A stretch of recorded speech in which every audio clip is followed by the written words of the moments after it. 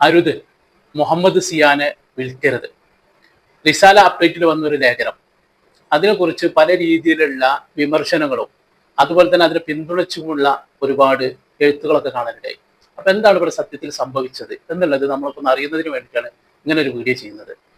കുറച്ച് ദിവസങ്ങൾക്ക് മുമ്പാണ് മുഹമ്മദ് സിയാൻ എന്ന് പറയുന്ന ഒരു വിദ്യാർത്ഥിയും അവന്റെ ഒപ്പമുള്ള കുറച്ച് കുട്ടികളും CPM-ന്റെ വിദ്യാർത്ഥികളുടെ സംഘമായിട്ടുള്ള ബാലസംഘത്തിലെ അംഗങ്ങൾ അവർ ചേർന്നിട്ടൊരു വീഡിയോ അത് വല്ലാണ്ട് വൈറലായി പോയിരുന്നു. മുൻ മുഖ്യമന്ത്രി ആയിരിക്കുന്ന പിണറായി വിജയൻ തന്നെ ആ വീഡിയോ അഭിനന്ദിച്ച് അതിന്റെ താഴെ കമന്റ് ഇട്ടിരുന്നു. അതുപോലെ പ്രമുഖരായിരിക്കുന്നവരൊക്കെ അതിനെ അഭിനന്ദിക്കുകയൊക്കെ ചെയ്തിരുന്നു. ആ വീഡിയോ പിന്നീട് വല്ലാണ്ട് വൈറലായി പോയതിന്റെ പിന്നാലെ ആ അക്കൗണ്ട് ഇൻസ്റ്റാഗ്രാമിൽ നിന്ന് പോലും മെറ്റ ഡിലീറ്റ് ചെയ്യപ്പെട്ടു എന്നുള്ളതാണ്. ഇത് നമ്മൾ അറിഞ്ഞൊരു വിഷയമാണ്. അതിന്റെ പിന്നാലെയും ഈ വിദ്യാർത്ഥിയുടെയും അവന്റെ സുഹൃത്തുക്കളുടെയും സങ്കടപ്പെടുത്തുന്ന ആ അക്കൗണ്ട് പോയതിലുള്ള വിഷമങ്ങളും ഒക്കെ നമ്മൾ കാണാനിടയായി. അപ്പോഴാണ് ഇങ്ങനെ ഒരു ലേഖനം വരുന്നത്. എന്തായാലും ആ ലേഖനം ഞാനൊന്ന് വായിക്കാം. അരുത്, മുഹമ്മദ് സിയാനെ വിൽക്കരുത്. ഇത് 18-ാം തീയതി വന്ന ലേഖനാട്ടോ. കൃത്യമായ ശിക്ഷണത്തിലൂടെ സിയാൻ കുട്ടിയാവേണ്ടതുണ്ട്. എന്തെന്നാൽ ചെങ്കൊടിയും ആ കൊടി പേറുന്ന രാഷ്ട്രീയവും ഒരു 8 വയസ്സുകാരന്റെ വ്യവഹാര വിഷയമല്ല. പ്രിയപ്പെട്ട സിയാൻ, എൻ്റെ കുഞ്ഞെ, മുതിർന്ന ഞങ്ങൾക്ക് ആർത്തിച്ചിരിക്കാൻ നിന്റെ കുഞ്ഞു നാവിൽ നിന്ന് വലിയ വാക്കുകൾ പുറന്തള്ളരുത്.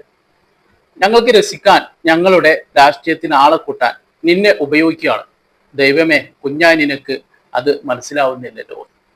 എനിക്ക് തോന്നുന്നത് ഈ ടൈറ്റിൽ വായിച്ചിട്ടായിരിക്കാം ഈ ലേഖനത്തിനെതിരെ ഇത്ര കൂടുതൽ വിമർശനങ്ങൾ വന്നു എന്നാണ് എനിക്ക് തോന്നുന്നത്.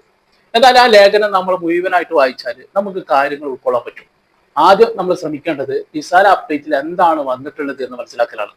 അപ്പോൾ എന്തായാലും നമുക്കതൊന്ന് വായിച്ചു തുടങ്ങാം. തിരൂര് വട്ടം പഞ്ചായത്തിലെ മുറിവൈക്കലിലെ മുഹമ്മദ് സിയാൻ എന്ന 3-ാം വയസ്സുകാരനെ കാണുകയായിരുന്നു. നവ മാധ്യമ ഭാഷയിൽ സിയാൻ വൈറലാണ്. സംഗതി നിങ്ങൾ അറിഞ്ഞതാവും. മുഹമ്മദ് സിയാൻ ബാലസംഘം എന്ന കുട്ടി സംഘടനയുടെ പ്രവർത്തകനാണ്, ഭാരവാഹിയാണ്. നല്ലത്.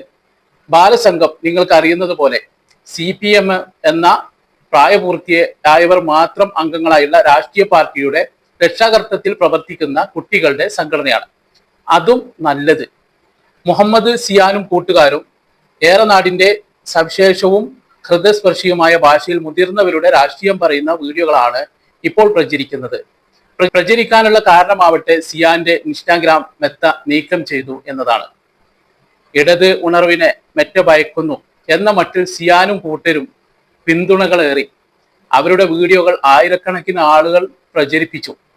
CPM-ന്റെ പോളിറ്റ് ബ്യൂറോ അംഗവും പ്രതിപക്ഷ നേതാവുമായ പിണറായി വിജയൻ സിയാനെ വീഡിയോ കോളിൽ വിളിച്ചു.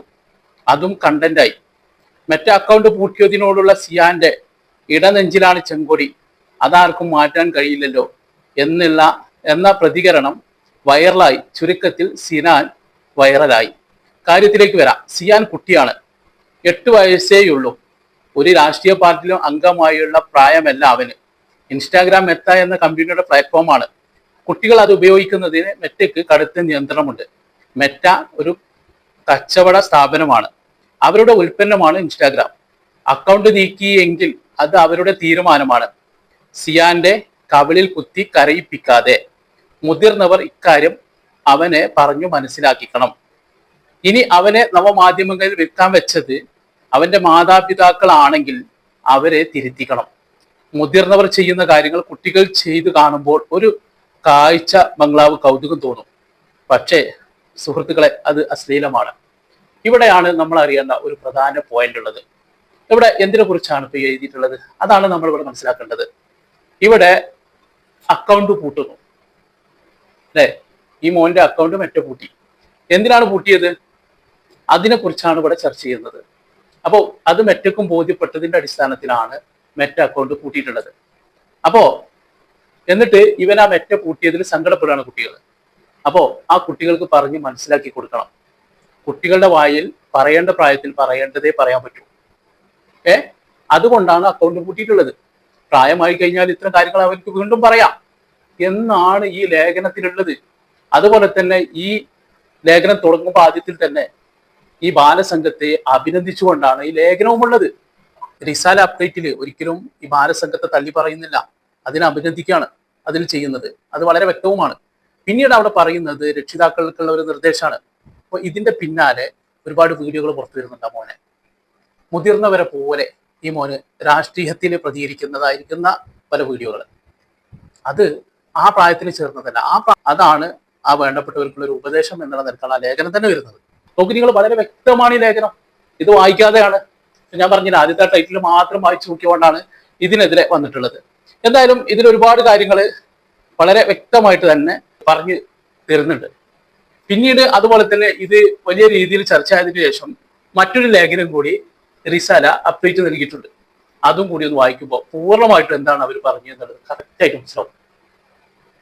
അത് മനസ്സിലാക്കാനുള്ള ഒരു സാമാന്യ ബുദ്ധി വേണം ഈ വിഷയത്തിൽ എന്നുള്ളതാണ് എനിക്കിവിടെ പറയാനുള്ളത്.